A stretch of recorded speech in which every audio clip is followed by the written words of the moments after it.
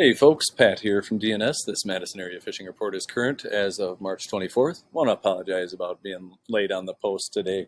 Just had some personal stuff to attend to this morning, and then actually been pretty decently busy here at the shop. So anyway, we'll get to it. Just want to cover a couple of quick things here. Capital City chapter of Muskies Inc. has their Muskie School tomorrow at Wanakee High School. You can go on their website here, capitalcitymuskiesinc.org, and sign up to register for the day.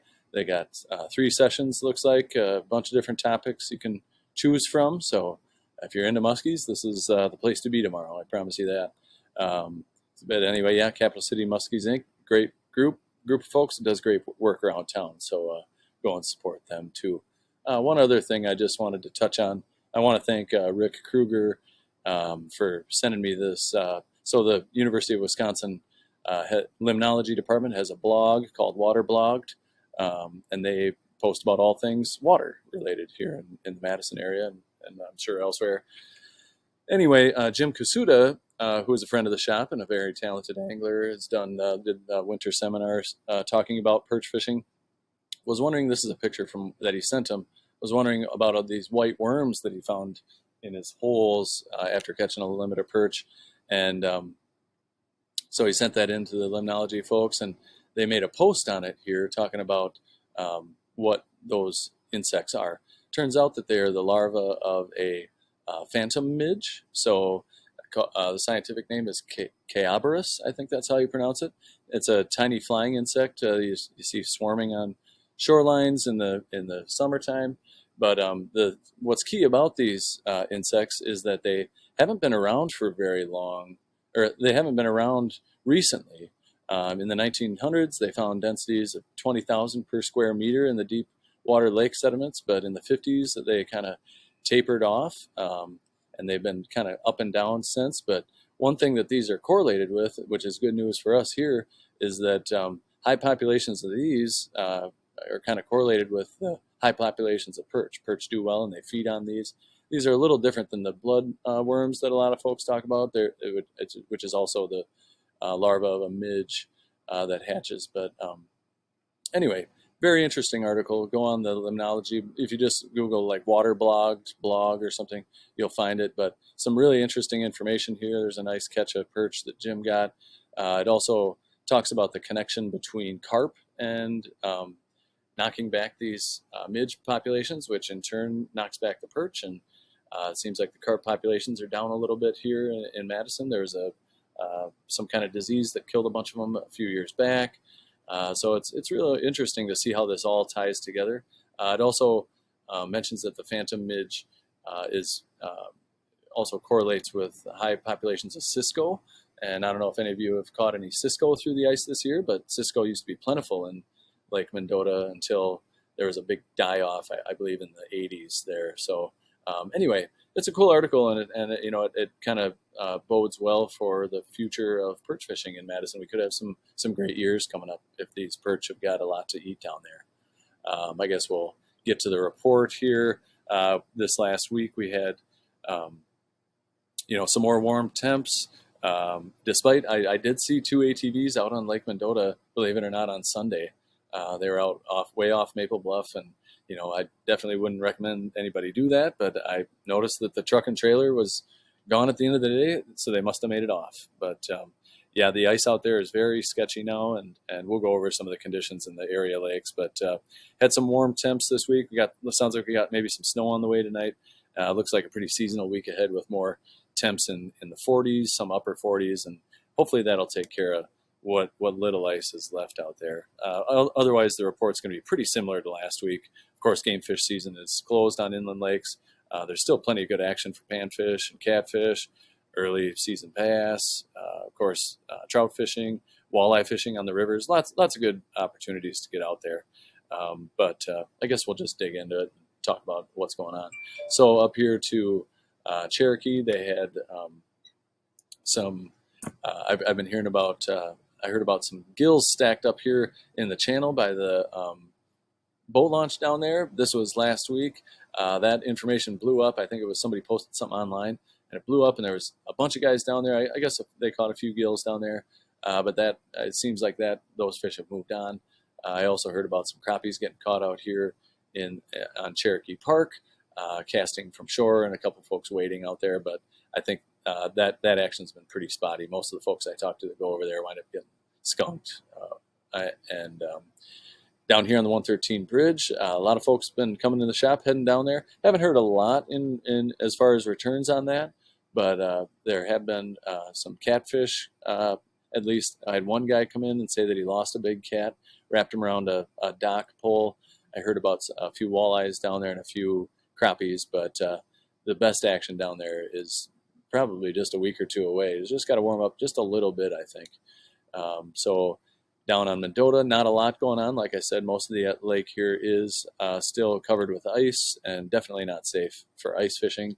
That being said, I have heard about some fish in some of your little inlets. So this little inlet over here to Mendota County Park, Pheasant Branch, Marshall Park, Spring Harbor, all those little spots are open.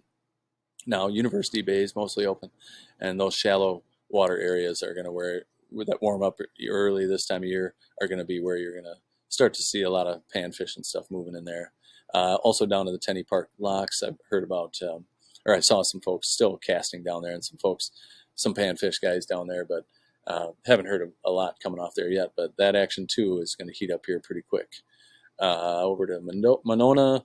I did hear just today that Monona is wide open now. There was like a big chunk floating around down on this side a couple days ago, but it sounds like that has melted, and so Monona's wide open. I haven't heard much in the way of folks catching fish down there, but it's again just a week or two away from things getting really starting to pick up down there.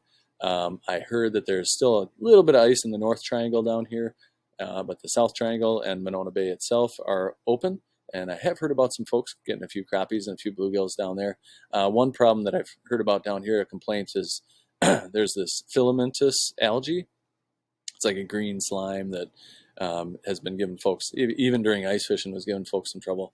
But it's also, when you're drifting a bobber through there, it's just basically dragging through the water, fouling up your jig. And so we'll see if that kind of goes away or what happens there. But it's kind of a bummer having to clean off your jig all the time.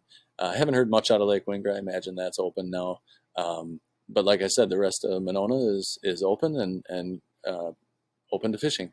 I have heard about some fish coming out of the Lattice Park area down here, some of these inlets here. Anywhere you can find like a shallow inlet is likely going to have probably some panfish in there. I guess I didn't mention Winnequa Lagoon over here. I've heard about some small gills coming out of that area too. Otherwise, down on Wabisa, I think there might be ice on there still. I heard, I think it was just a couple of days ago, and it was some ice, or some open water on the north end was it. But that could be wide open now too. I'm not sure. I'm sure Babcock's open.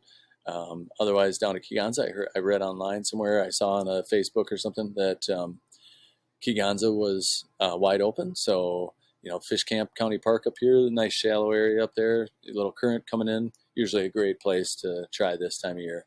So, but that's really about it for reports around town. Kashkanang is open, as I understand, and I haven't heard much for fish coming out of there. I have heard a few pike and a very scattered walleye reports coming out of Indian Ford, Fort Atkinson, up to Jefferson. A couple friends of mine were down there, actually at the Jefferson Dam a few days ago, and they said that they got a few walleyes, but it wasn't slamming yet. But that spawn is probably just beginning, and will only get better here in the next couple weeks. So stay tuned for more information on that. Beaver Dam Lake has also had some high water recently. They're getting some fish below the dam, as I heard, but I think it's probably ice free by now. I haven't heard what the situation on Devil's Lake is. It's got to be at least close or no ice out there. Prairie du Sac Dam, all the dams on the river have been producing fish. Prairie du Sac Dam's actually been a little bit slow from the reports I've heard. A lot of smaller fish out of there. I heard that up here on Lake Wisconsin, there was a bunch of ice chunks floating around out there just a few days ago, making travel with a boat difficult, but that might have cleared up by now. I haven't heard anything out of Portage up to the Dells. Below the Dells Dam, fishing has been great. I've been hearing lots of folks doing well. Below the Wisconsin Dells Dam up to Castle Rock. Those, I think, I heard Castle Rock and Petenwell still are covered in ice, but it's definitely not fishable. Very sketchy, dangerous ice. But the dams, both those spots are producing good walleyes and saugers. Over to the Mississippi, I've had a lot of folks coming in. Just had a guy come in, picked up a flat of crawlers, headed over this way. DeSoto Bay, though, I heard just had ice just the other day, and guys were still out ice fishing there. So we'll see. Apparently, that it's right on the verge of opening up, and folks are getting open water perch up and down the river over there. Over to the Milwaukee, all the high water we had pushed up a bunch of steelhead, and they have moved into the tribs. So everywhere from down to Racine and Kenosha and Milwaukee, all the way up the East Coast over there is good action for some steelhead. And I did post a thing earlier this week, or yesterday actually. Got some beads in. These are bloop beads. Also got some floats for fishing steelhead. So if you're into that, also want to remind folks walleye flies. I got walleye flies in here too. But anyway, the river, the flows looked like they'd come down quite a bit. Still running a little bit high over there, but then I think Milwaukee is supposed to get the brunt of this storm that's coming through. I think they said like 3 to 6 over there. So that we'll see what that does to the flows. But the fishing's going to be great over there, at least through Easter usually. Over to Green Bay, the walleye rodeo over here to De Pere continues to do its thing. A lot of folks traveling up there. A lot of that area is just stacked with walleyes right now, and great opportunity to get fish if you don't mind playing bumper boats with folks for a while. Otherwise, I don't think I have anything else as far as open water. Trout fishing. Early season trout is still going on. Of course, that's all catch and release, and only artificial lures can be used. But it's a great time to get out and have some fantastic action for trout fishing when you don't got to deal with weeds or bugs or anything like that. I have continued to hear about folks getting fish. Harley, who works here at the store, ran into some March browns hatching yesterday, which is a larger mayfly. I've been hearing about blue-winged olives, caddis, darker colored caddis, and of course midges this time of year are great flies to have at the ready when you're out. But it's also this time of year still some cooler water, fishing slow and low in some of the deep pools with a leech or a nymph behind the leech is great. Pink squirrels are great. If you're on the spinning side of things, countdowns, tube jigs, stuff you can run through those slow deep pools, also super effective this time of year. So spring, might be one. Well, it's close to my favorite time of year to be out fishing is this time of year because, like I said, no weeds getting in your way, not hot, not bugs. So get out there and give it a shot. And I guess that's it for the report. If any of you have any comments you'd like to post below, please do. Please post your catches below.